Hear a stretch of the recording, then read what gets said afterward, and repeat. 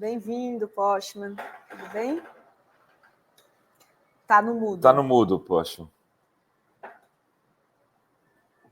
Saudações nesse começo do ano. Satisfação estar junto com vocês aqui nessa temática contínua que temos pelo Brasil.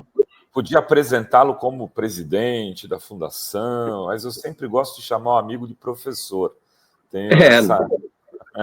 Professor sempre, né? Agora presidente. Professor somos, né? Pois Outras funções estamos, provisoriamente. Poxa, obrigado por aceitar nosso convite, antes de mais nada. Eu tenho várias perguntas para te fazer, mas eu queria começar por uma, a partir de um estudo que saiu e foi publicado na Fórum, em outros veículos, falando do crescimento da renda já nesse governo Lula, e que teria tirado uma parcela da população. O estudo é do Banco do Brasil, é isso? Não. Agora me foge o...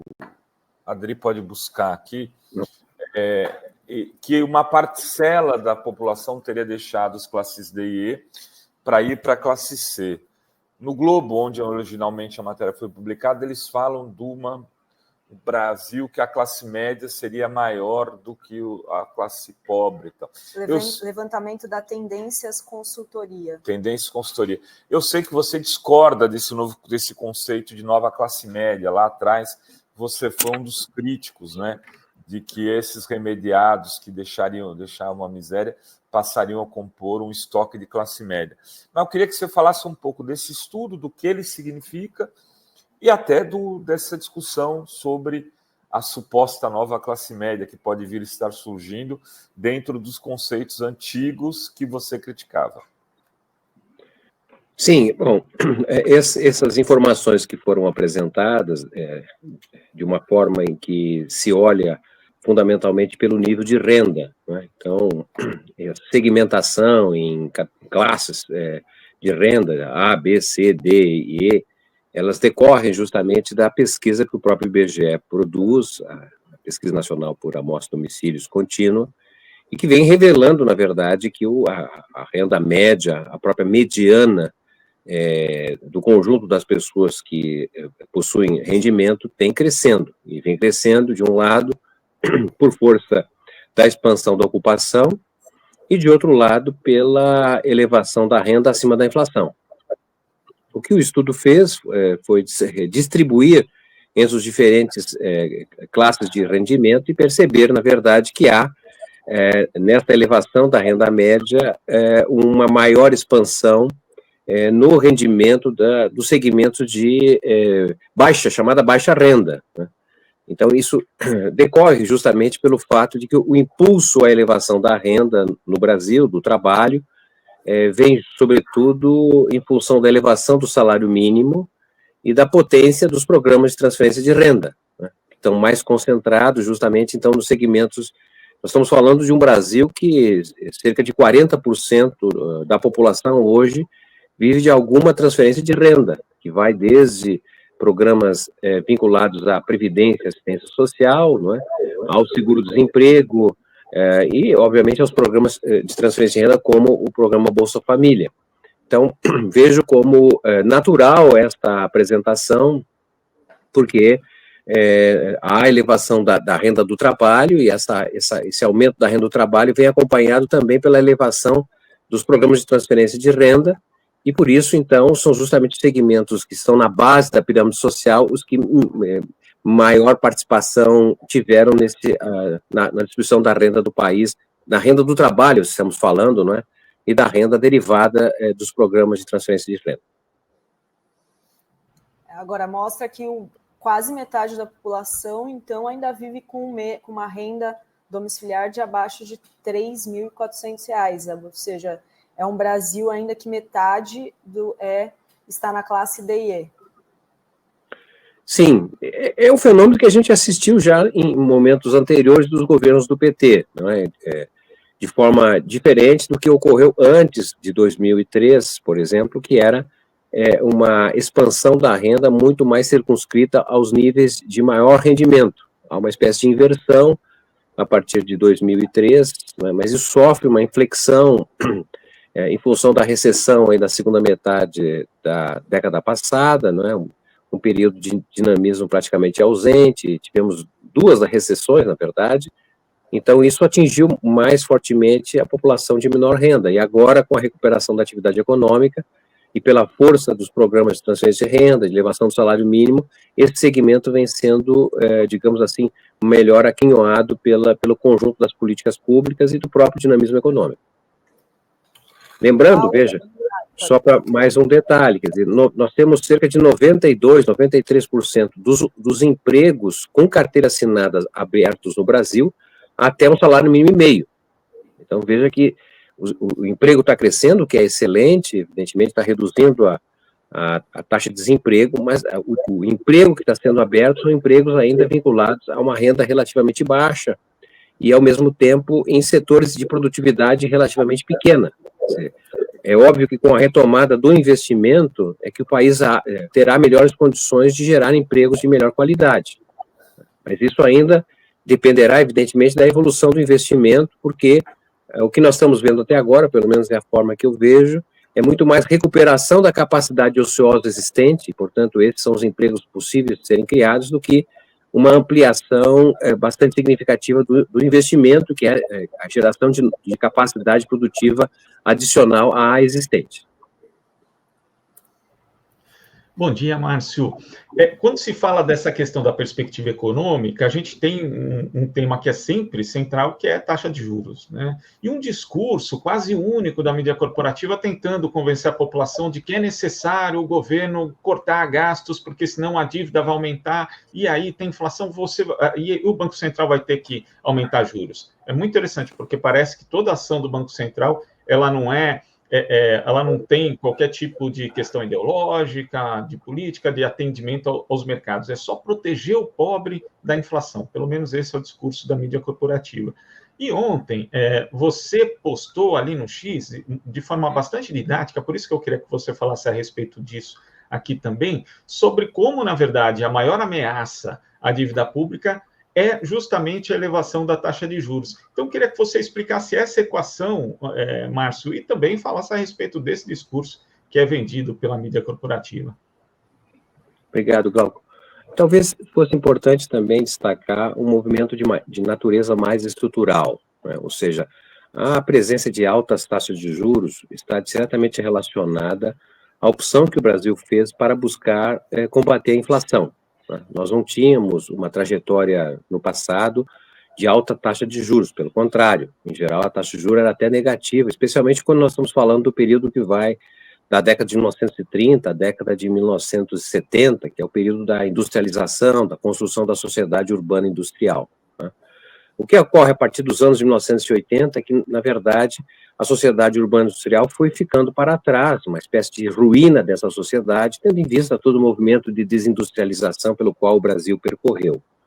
Bom, essa situação nova que o país passou a conviver, né, de baixo dinamismo econômico, de certa maneira, é importante dizer que em 1980 o Brasil representava 3,2% do PIB mundial, né, tinha a 6ª maior indústria do mundo.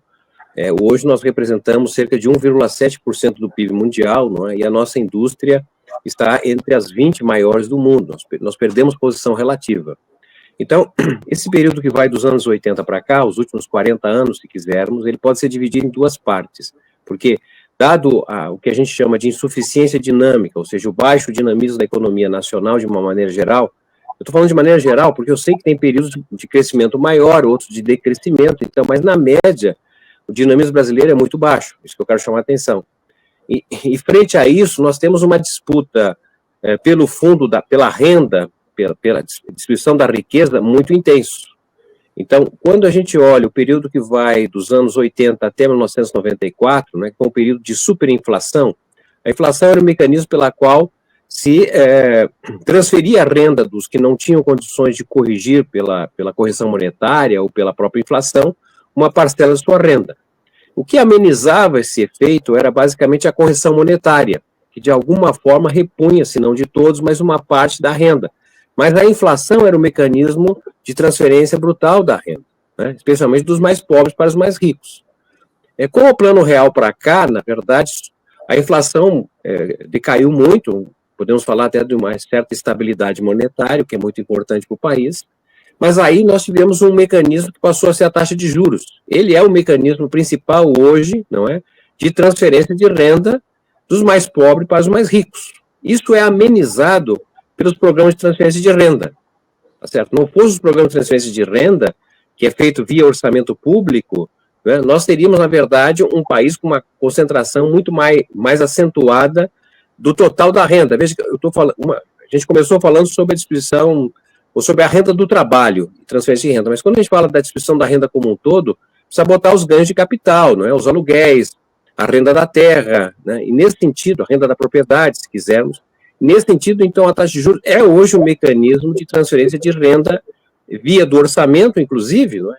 Foi justamente isso que pretendi apresentar de uma forma simplificada no que expus ontem, não é? E que, na verdade, quando se fala que o problema brasileiro é fiscal, mas, na verdade, o problema é financeiro, decorrente do custo da dívida paga pelo patamar da taxa de juros, né? A estimativa é que o ano 2024 o país tenha um déficit nominal, ou seja, é o quanto a despesa pública superou a receita, né? Estimativa de 8%, só que desses 8%, 7,7%, ou seja, 96% deste déficit nominal decorre justamente dos juros pagos com a dívida, né? Se nós tivéssemos um juro menor, obviamente que o nosso déficit nominal seria muito menor do que temos hoje, né? Se a taxa de juros, então, é um mecanismo pela qual o Brasil de hoje, não é, permite, na verdade, que mesmo havendo um crescimento econômico, que hoje até a gente não pode dizer baixo, porque está acima da média mundial, crescer acima de 3%, mas olhando de forma trajetória histórica, a gente vê que é um dinamismo que cresce, o Brasil na média 2%, se você tira o crescimento populacional, né, dá uma renda, um crescimento médio per capita abaixo de 1%, que é muito baixo para um país que ainda está em desenvolvimento, um país incompleto, que nos falta de tudo. Então, para terminar, quer dizer, na verdade, o meu modo de ver, é claro, o problema fiscal é um problema fiscal que decorre do custo do endividamento, né, e esse custo de endividamento está relacionado ao tamanho da taxa de juros praticada no Brasil. Entendeu? Poxa, teve um... Eu queria só liberar o Glauco, que ele vai precisar sair, agradecendo já, Glauco. Até a próxima. Tchau, tchau. Valeu, Glauco. Valeu, Dri, Renato, Márcio. Até a próxima, gente. Bom ano. Até a próxima. Márcio, há uns dias atrás, aí você foi severamente atacado pelas hordas bolsonaristas, né, porque o IBGE apresentou estudos de relação de emprego, renda, salário, crescimento da massa salarial, diminuição do desemprego. Eu queria que você fizesse a defesa do estudo e da metodologia, né, que vocês aplicam, e se ela explicasse aqui para os internautas se ela foi inventada na tua gestão, Márcio, se foi você que criou uma nova metodologia para poder aferir resultados do governo Lula.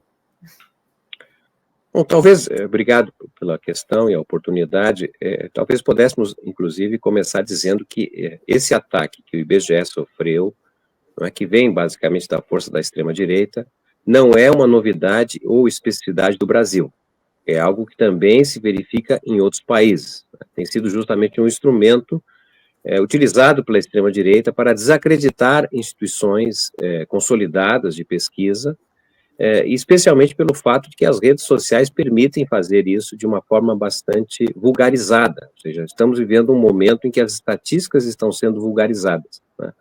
Eu sei que não cabe ao público em geral saber como é feito uma pesquisa de emprego-desemprego, ou mesmo como é composto um índice de inflação, né? Natural que cada um tenha um custo de vida a partir da cesta de consumo, ele mais ou menos sabe quanto é que está subindo os preços, está vendo na feira, está vendo no supermercado, não é? Mas um índice de inflação, ele, na verdade, no caso do IBGE, são quase 500 mil preços acompanhados em regiões metropolitanas e capitais do Brasil, em torno de 15 que nós fazemos isso, o IBGE faz isso, com cerca de 2 mil colegas coletando preços em todo o mês. Isso é uma composição de preços, né, de produtos acompanhados, que vai desde preço de passagem aérea, por exemplo, ao quilo de feijão, entre outros produtos, uma variedade de componentes que são acompanhados. Aí é divulgado o índice de inflação, alguém se sente autorizado a comparar o índice de inflação, não é, com, por exemplo, algum produto que ele encontra no supermercado que, por sua vez, talvez tenha subido mais do que o índice médio de inflação. E aí coloca em questão, na verdade, a credibilidade de uma instituição que calcula o preço. Eu sei que a pessoa não é obrigada a saber como é calculado a inflação, mas, obviamente, que nós estamos vivendo um momento hoje que é uma facilidade você questionar, a vulgarizar as pesquisas, né? E no caso, não é, da pesquisa de emprego e desemprego, que foi questionada por alguns, inclusive o ex-presidente Jair Bolsonaro, o que nos causou espanto, de um lado, porque ele, durante seu governo, utilizou em várias manifestações públicas a defesa desse indicador de taxa de desemprego, não é, porque lhe era conveniente, inclusive, para demonstrar que a taxa de desemprego estaria decrescendo depois de ter atingido quase 14% durante seu governo, e ela veio reduzindo, de fato, até o final do seu governo, e ele utilizou tranquilamente os índices do IBGE, né? Agora, todavia, veio a público para questionar essa taxa, dizendo que poderia estar sendo adulterada, o que é, para nós, uma blasfêmia, não é? Uma irresponsabilidade, porque se o ex-presidente está mal informado, o IBGE está aberto para poder explicar a ele, aos seus assessores, ou quem for de interesse, saber como é feita essa pesquisa. Essa pesquisa segue uma mesma metodologia há 12 anos atrás, desde 2012 ela vem sendo feita, com os mesmos critérios. A metodologia adotada, ela segue padrão internacional, não é só adotada essa metodologia no Brasil, mas praticamente em todos os países que praticam taxas, que têm medidas de emprego, desemprego, não é? E, obviamente, nós tomamos em consideração justamente esse critério internacional que tem nos permitido manter ao longo do tempo essas informações, né? Obviamente que não estamos preocupados em servir o governo com informações adequadas para o interesse do governo. O IBGE é uma instituição de Estado, não é? Cabe a ele justamente retratar a realidade, e essa realidade é feita a partir de orçamento público, e que nós temos um conjunto, são quase 11 mil servidores no IBGE, uma parte importante dos servidores são cargos permanentes, né? Imagina se seria algo possível manipular preços, manipular pesquisas, né? Isso é algo absolutamente inimaginável, e de uma instituição tão séria como o IBGE, que vai, neste ano de 2025, completar 89 anos de existência, com trabalho sério, com colegas absolutamente comprometidos no que consiste as pesquisas científicas, técnico-científicas, não é? Então, nesse sentido, é bastante grave quando uma autoridade se manifesta questionando os índices que são feitos, porque se houver dúvida, a casa está disponível para poder explicar aquilo que, porventura, possa haver alguma dúvida, e nós temos feito isso diuturnamente, tanto no Poder Legislativo, Executivo, Judiciário, Cidadãos Comuns. O IBGE tem o Comunique IBGE, que é um instrumento que permite à sociedade, sempre que necessário, questionar qualquer dúvida a esse respeito, e nós temos o papel de explicar, porque, afinal de contas, somos os servidores públicos, e que devemos, obviamente, sempre apresentar de forma transparente, consistente, o que nós fazemos, né? Então, o IBGE está tranquilo nesse sentido, porque cumpre as regras internacionais, detém um corpo técnico funcional de alta qualidade. O IBGE é muito bem visto em termos internacionais. Eu mesmo, no ano passado, fui chamado várias vezes para poder contribuir na discussão de indicadores em vários países, mesmo nas Nações Unidas, o que demonstra justamente a felicidade de termos no Brasil uma instituição tão consolidada como é o IBGE. Muito bem. Parece que sempre que tem uma divulgação de um dado positivo, eles vêm atacar os dados, né? Postman ataca a instituição, né? Na verdade, né? Vem atacar o IBGE porque foi divulgado o pleno emprego, aí tem esses ataques, né? Mas eu queria perguntar sobre a questão da distribuição, dos programas de distribuição de renda, especialmente o Bolsa Família, que também é muito atacado por essa direita, né? E recentemente você fez também outro tweet onde você diz que o Bolsa Família aumenta salários e não reduz a população empregada. Então, eu queria que você explicasse como que esses programas, né, ajudam aí, né, que são tão atacados, né, que eles falam, não querem ir trabalhar porque recebe Bolsa Família, como que eles auxiliam aí no enfrentamento da desigualdade. Obrigado, Uri, mas se me permitir, eu gostaria de dizer o seguinte, a taxa de desemprego, né, no Brasil é levemente acima de 6%, né, da população economicamente ativa. 6% é uma taxa muito alta de desemprego. É importante dizer isso, não é? Quando os especialistas indicam a ideia de pleno emprego, não é? A ideia de pleno emprego é quando existiria uma espécie de desemprego friccional, que é justamente a ideia de que há ocupação para todo mundo, porém, há pessoas que não estão empregadas, não estão ocupadas. Em geral, elas estão sem saber que esta vaga existe. Então, por exemplo, eu moro em São Paulo, não é? Mas tem uma vaga que permitiria eu estar trabalhando em Manaus, né? Então, existe um emprego, mas eu não estou sabendo, ou é um emprego longe do meu local, não é? Ou existe uma vaga, mas eu não estou qualificado para poder ocupar essa vaga. Então, a ideia do pleno emprego é quando, na verdade, você tem emprego para todo mundo, mesmo que haja pessoas desempregadas, porque não estão, talvez, qualificados para poder exercer aquela atividade, ou há um desconhecimento, desinformação dessa vaga. E geralmente, a ideia de pleno emprego é quando a taxa de desemprego geral ela se encontra em torno de 3% a menos da PEA. Então, nós estamos falando do pleno emprego 2 vezes maior do que nós temos como ideia de pleno emprego. Estamos com 6%, ainda há muita coisa para fazer, tá certo? Há muito emprego a ser gerado no país. Estamos longe disso. Né? Mas são pequenas vitórias, né, Postman? Assim, pequenas melhoras, pequenos avanços que a gente conseguiu obter, né? Não há dúvida, eu só quero reconhecer, porque há alguns analistas que dizem, o Brasil já está em pleno emprego, então não pode reduzir o desemprego, tem que aumentar a taxa de juros, a economia não pode crescer. Eu estou querendo chamar a atenção para isso, tá certo? E, obviamente, que eu reconheço o esforço que está sendo feito e a positividade de ter caído o desemprego, isso não há dúvida. Mas nós estamos longe do pleno emprego, isso que eu quero dizer. Precisa crescer mais a economia, não pode parar, tá certo? Essa é a questão. O investimento tem que acontecer, porque se aumenta a taxa de juros, o investimento fica comprometido. Ponto.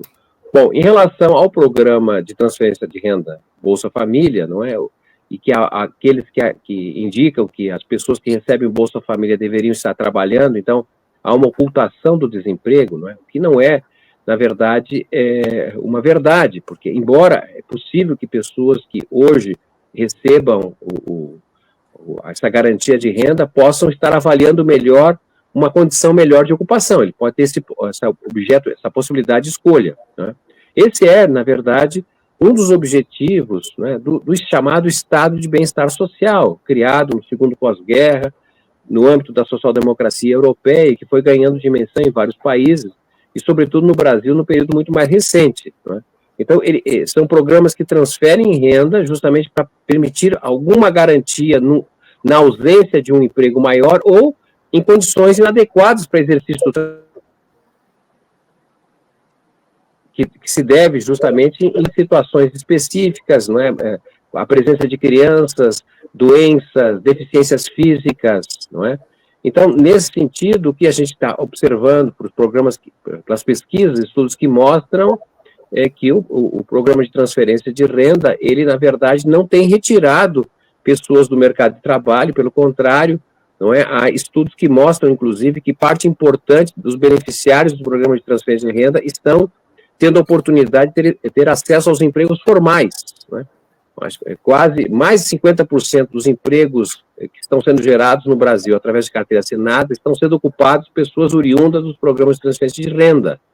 Então, é ilusório, não é, acreditar que programas como Bolsa Família não é, impede as pessoas de trabalhar, pelo contrário, não é, ele qualifica e permite que aqueles que estão temporariamente desempregados possam encontrar uma ocupação melhor e, ao mesmo tempo, sem declinar o seu padrão de vida, que certamente já é relativamente reduzido, né, dadas as condições em que as pessoas, em grande parte, vivem no Brasil.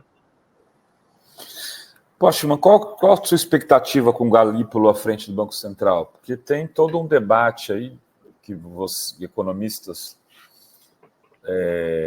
como você, tem feito, né, que eram críticos à gestão anterior do BC,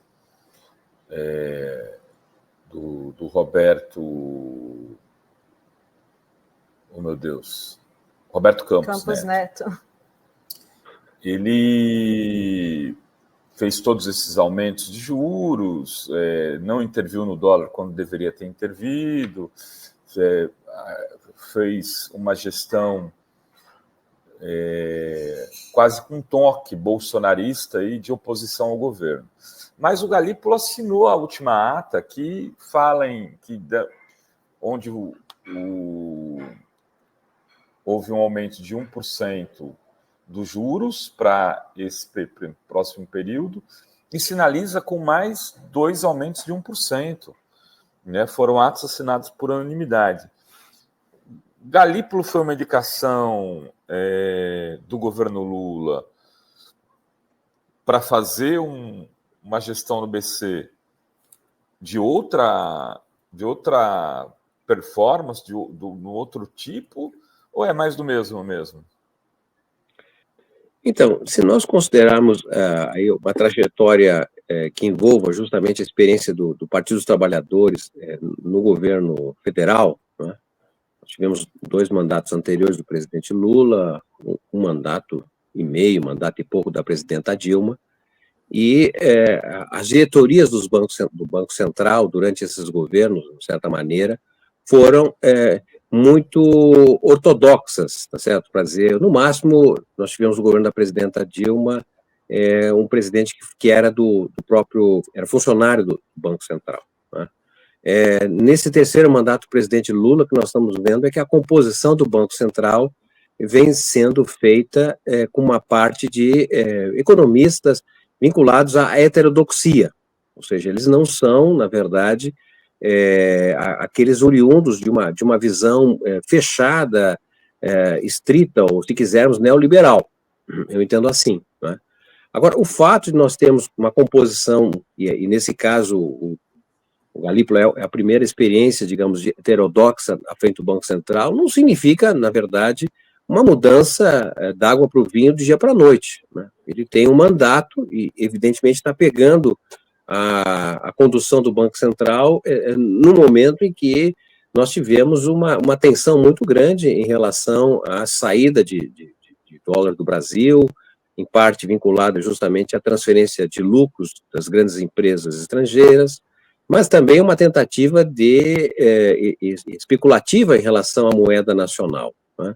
E, ao mesmo tempo, nós também temos, do ponto de vista da inflação, uma pressão oriunda de alimentos, que tem sido, talvez, aí, o principal componente e está diretamente associada ao consumo dos segmentos de menor renda no Brasil. Então, ele vai precisar de um tempo, entendo eu, não é, para poder atuar e mostrar, afinal de contas, a quem venho, não é?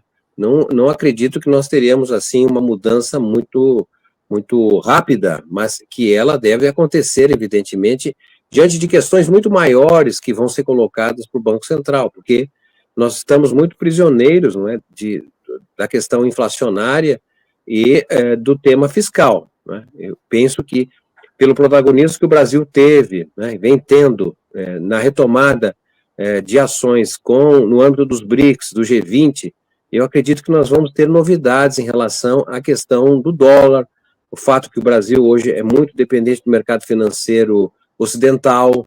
Eu penso que nós temos batalhas e desafios que vão e devem ser melhor conduzidas pelo Banco Central a partir dessa administração. Mas é evidente que isso é muito expectativa, né? Eu acredito que o presidente Lula, ao fazer essa indicação, não é uma indicação que vem acompanhada de uma perspectiva diferente em relação ao que nós tínhamos do Banco Central até então. Embora não imagine que isso ocorra de forma imediata, mas sim no médio e longo prazo, a partir do segundo semestre de 2025 e, sobretudo, em 2026. Tem um superchat aqui do Arthur Rezende da Silva, ele diz: grande professor Postman, estou na luta pela vaga de pesquisador do IBGE via concurso nacional unificado. Poderia falar um pouco da expectativa de receber os novos servidores do IBGE? Muito bem, Arthur. De fato, nós estamos ansiosos, né, pelo resultado final desse concurso nacional unificado, que é uma experiência inédita do governo do presidente Lula. O IBGE, quando eu cheguei em agosto de 2023, já tinha, na verdade, encaminhado a realização de um concurso isolado. E nós discutimos com os colegas a possibilidade de fazer parte desse concurso nacional, o que me parece bastante acertado até o presente momento, que nós temos informações, porque o IBGE tem 895 vagas disponíveis para receber assim que concluir esse concurso, né? Se não tivermos a possibilidade, inclusive, de ampliar, o que é o nosso pleito, inclusive, para mais novos colegas, que é uma possibilidade que a legislação permite. E o que nós acompanhamos justamente é que, do conjunto de inscritos, né, para a realização do concurso, 47% dos inscritos para o concurso nacional unificado foram para o IBGE, sendo que o IBGE, do total de vagas, respondia apenas por 13% das vagas. Então, foi um concurso muito disputado. Esse é o maior concurso que o IBGE realiza ao longo de sua história, né? Há um grande preparativo interno do IBGE para poder recepcionar os colegas e integrá-los mais rapidamente, né, na pauta, no plano de trabalho que a instituição vem exercendo. Nós temos um desafio enorme para essa segunda metade desta década, até 2030, novas pesquisas que nós queremos fazer, atualizar e modernizar o IBGE, e, portanto, é muito bem-vindo os novos colegas. Espero que o Arthur possa estar fazendo parte desta leva, não é? E nós esperamos ter também concursos adicionais, porque é importante fazer concurso de tempo em tempo para manter a casa com a sua força de trabalho adequada para as demandas que possui. Então, possivelmente, a partir de maio, nós devemos começar a recepcionar os colegas, não é? Teremos um programa de qualificação, de capacitação e de integração para que possamos, então, já no segundo semestre, estarmos trabalhando de forma muito mais adequada com todos. O IBGE é uma instituição que tem quase 11 mil servidores, né? Nós estamos presentes nos 26 estados, mais o Distrito Federal, são 27 superintendências, e temos 566 agências distribuídas pelo país. É uma instituição nacional, e são poucas as instituições do Brasil que entram na casa dos brasileiros, né, para fazer pesquisa. Isso é um fato bastante importante, que é sempre registrar, dado a credibilidade que a instituição possui. Tem outra pergunta aqui do chat sobre a Fundação IBGE+, Postman. Você poderia explicar essa iniciativa, por favor? Sim, a Fundação é uma novidade, uma inovação administrativa, pela qual a direção do IBGE optou por colocar em funcionamento, após ter feito uma avaliação das possibilidades que a instituição tinha de ampliar o seu orçamento, né? O IBGE, em 2024, foi a instituição que teve um orçamento de 2,7 bilhões de reais. É muito recurso. Todavia, desses 2,7 bilhões de reais de orçamento, 91% desse recurso está relacionado ao pagamento da folha de pagamento, sendo que 60% da folha de pagamento do IBGE é composta com pagamento de inativos, né? Então, é uma instituição grandiosa, porém tem um recurso muito limitado para exercer as suas atividades finalísticas, né? Diante disso, nós tomamos várias providências, de um lado, para reduzir custos da instituição. O IBGE vinha numa trajetória de não utilizar os seus prédios públicos, e sim prédios alugados, privados, porque também não cuidava na manutenção desses prédios. O IBGE tem 65 prédios distribuídos pelo Brasil. Uma parte vinha sendo abandonada, ocupada por moradores, etc. Nós enfrentamos essa situação e buscamos deslocar os colegas para instituições, prédios públicos com menor custos, porque isso nos permitiu, por exemplo, reduzir, não é, o gasto que nós tivemos no ano passado, de cerca de 35 milhões,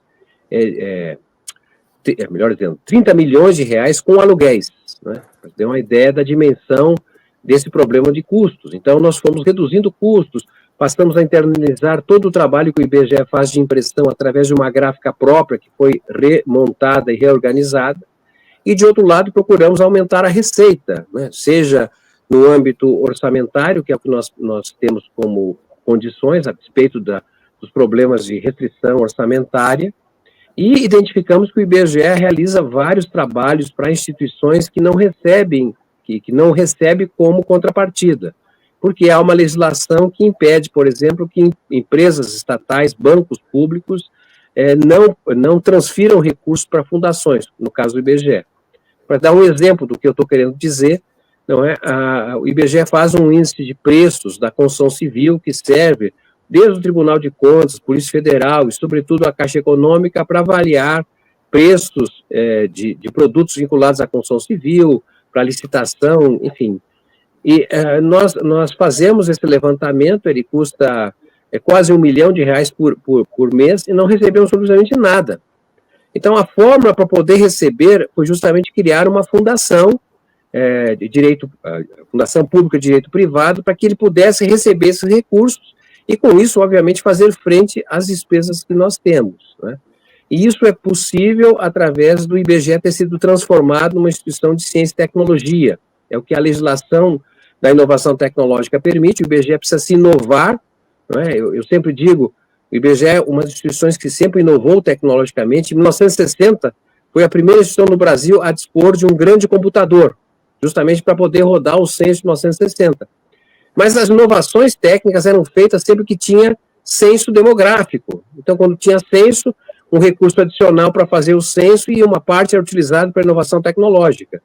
Só que nós estamos vivendo uma era digital em que as inovações são contínuas. Então, não daria para o IBGE esperar até 2030 para inovar tecnologicamente, né?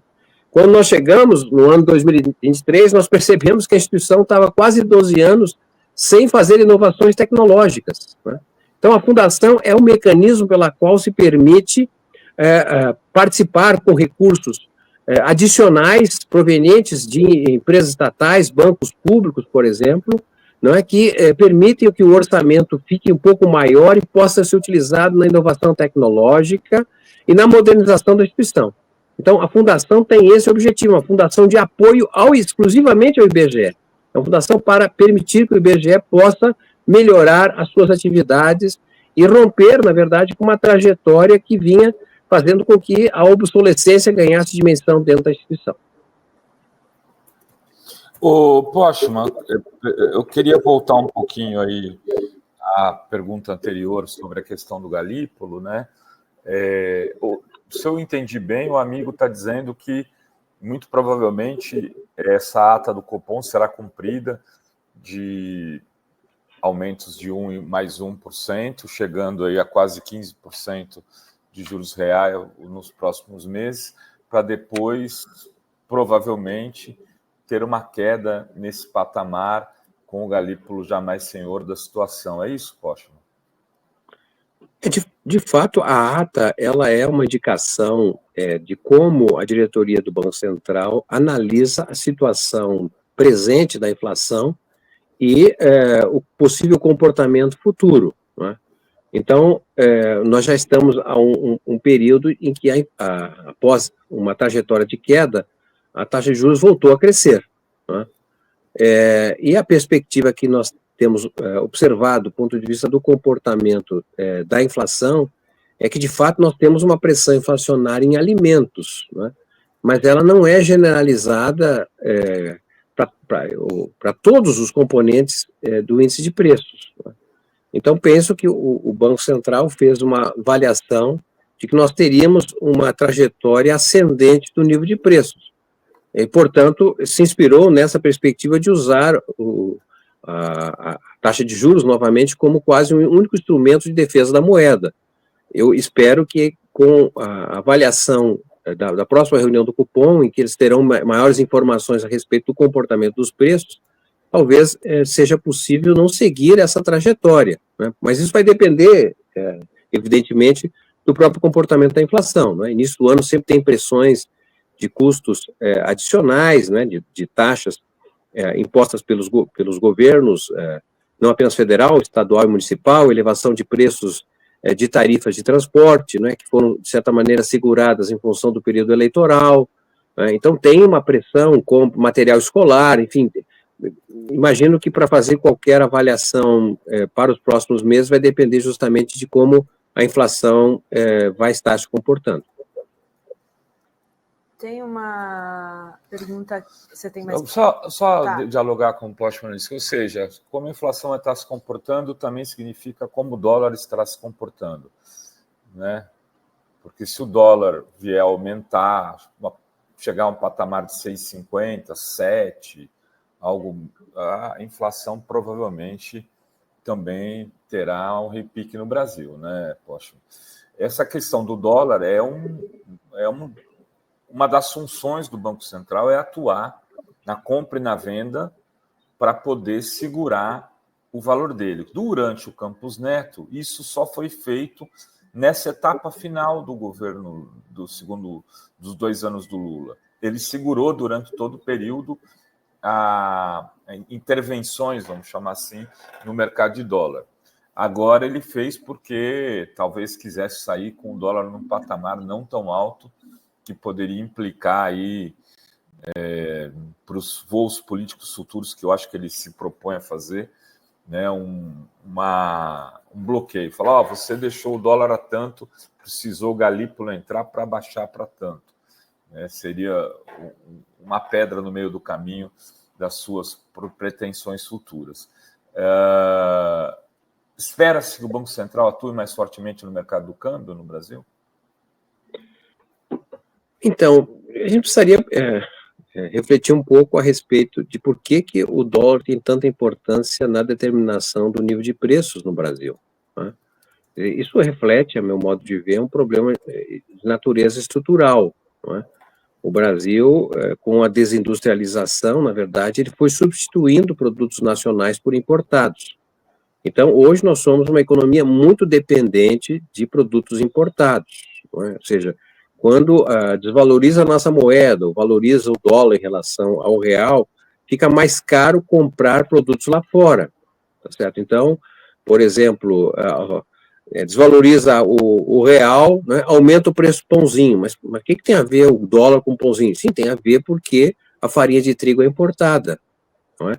Ou seja, se a gente sabe que de fato tem um problema vinculado à variação do câmbio, da nossa moeda, e sobre os preços internos, seria importante, na verdade, o Brasil ter uma política de substituição de importações, certo? O Brasil precisaria, na verdade, defender a produção interna de vários produtos, e isso o tornaria menos dependente do exterior, e, nesse sentido, menos dependente do comportamento da taxa de juros, não é? O que ocorre é que o Banco Central também não tem muita alternativa, ele não faz política econômica, ele cuida da política monetária, não é? E se há, de fato, uma desvalorização da nossa moeda, né, que torna mais caro comprar lá fora, isso tem impacto inflacionário. Então, o Banco Central tem que atuar a partir dos instrumentos que possui, né? O que você estava nos dizendo é que o presidente anterior poderia ter utilizado e não utilizou, não é? Por exemplo, a venda de reservas, foram feitas agora somente iniciativas dessa natureza, enquanto que no governo anterior foram feitas medidas várias nesse sentido, né? Para poder, na verdade, manter estabilizada a taxa de câmbio no Brasil. Então, esse, eu digamos assim, o fato de nós analisarmos o comportamento da economia brasileira do ponto de vista conjuntural. Tem um problema, de fato, de um país dependente de produtos externos, e isso faz com que a inflação dependa muito da taxa de câmbio. Agora, a minha pergunta é o seguinte, do ponto de vista da política econômica, qual é a nossa estratégia para substituir importações? Porque se nós substituíssemos importação, tá certo, o papel do Banco Central seria menor em relação ao enfrentamento à inflação, né? Então, o Banco Central é o último zagueiro a impedir que a bola chegue no gol, né? Mas nós temos meio de campo, temos um ataque que poderia talvez estar sendo muito mais atuante em relação à substituição de importações, depender menos de importados, e isso seria muito mais alternativo, criar possibilidades alternativas de produtos aos importados, enfim, uma estratégia nesse sentido, que também é uma ação muito importante. A recuperação, né, dos estoques reguladores, que é outra política muito importante que foi criada nos anos 60 e foi sendo destruída pela visão neoliberal, ou seja, há alternativas que o Brasil precisaria experimentar de forma muito mais forte para depender menos da atuação do Banco Central, penso eu. O problema é que com a taxa alta de juros prejudica a industrialização, né, que seria necessária para substituir as importações, né, e vai ficando nesse ciclo.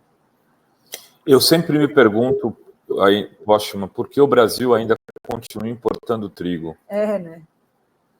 Diz que o nosso trigo tem um glúten que é menor do que o trigo argentino nos Estados Unidos para fazer pãozinho e tal. Mas será que isso não com tudo que a gente tem aqui de desenvolvimento tecnológico, com empresas que trabalham nessa área para o agrobusiness, né? A gente não alcançou isso? Não, perceba que até os anos 60, a nossa base alimentar não era com trigo, certo? Eram alternativas ao trigo, era milho, por exemplo, entre outros. Isso foi um movimento que foi feito ali nos anos 60, Aliança para o Progresso, né, de desovar reservas que havia em excesso de trigo nos Estados Unidos, a preço gratuito, que foi distribuído nas escolas, foi mudando o padrão alimentar nosso. Não é? Então, essa é uma questão bastante importante. Qual é o nosso padrão de consumo? Nós estamos falando de alimentos, não é? Mas se a gente fosse olhar, o Brasil hoje é um dos maiores poderes de compra na saúde. E é absurdo que mais de 90% dos nossos componentes na saúde vêm do exterior. Não é? Então, nós temos, de certa maneira, a ideia da reindustrialização, nova industrialização, ela tem um papel muito importante, não é? Em substituir aquilo que a gente, em tese, depende do exterior. Isso é fundamental, não apenas como medida de soberania, mas também como elemento de enfrentamento do problema inflacionário. Muito bem. Acho que é isso, já exploramos muito Póstuma, né, Adri? Já passou do tempo. Tem só mais um superchat do Arthur, um novo, dizendo que o concurso unificado foi uma grande inovação do governo Lula. Para quem mora no interior, poder fazer a prova perto de casa foi excelente. E tem uma última pergunta do Sérgio, que está sempre aqui conosco. O que fazer para se defender desses ataques da direita ao IBGE que vão continuar? Veja que o que está acontecendo agora recentemente em relação ao IBGE também não é uma novidade, não é?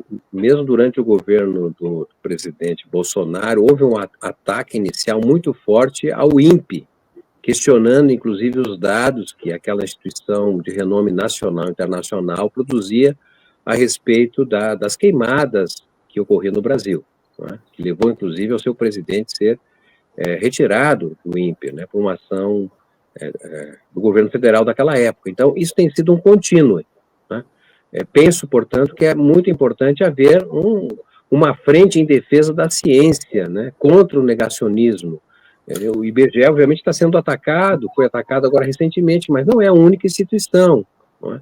Então, o descrédito dos dados, imaginemos, né, o que aconteceria se a gente não tiver dados precisos sobre inflação, sobre comportamento da economia, sobre a situação do desemprego. O que vale? Vale a resposta de cada um, tá certo? Não tem mais parâmetro. Né? É isso que joga a extrema-direita, na verdade, pelo descrédito das instituições e, obviamente, em última análise, não é a asfixia da democracia, porque a democracia pressupõe, na verdade, haver instrumentos, indicadores que as pessoas possam ver e entender o que está acontecendo na realidade.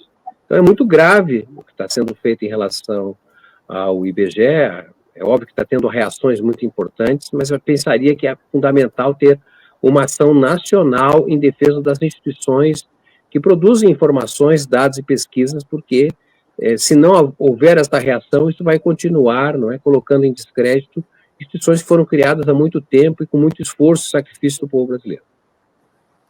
Perfeito, Póstuma. Muito obrigado, meu caro. Desejo muita sorte você aí na presidência do IBGE, né, Adri? Exatamente. E um feliz ano novo, né? Obrigado. Vamos torcer para que seja novo, de fato, e bom para todos os brasileiros. Para vocês, parabéns pelo trabalho. Seguimos juntos. Agradecido, Obrigada, Póstuma. Um abração. Tchau, tchau.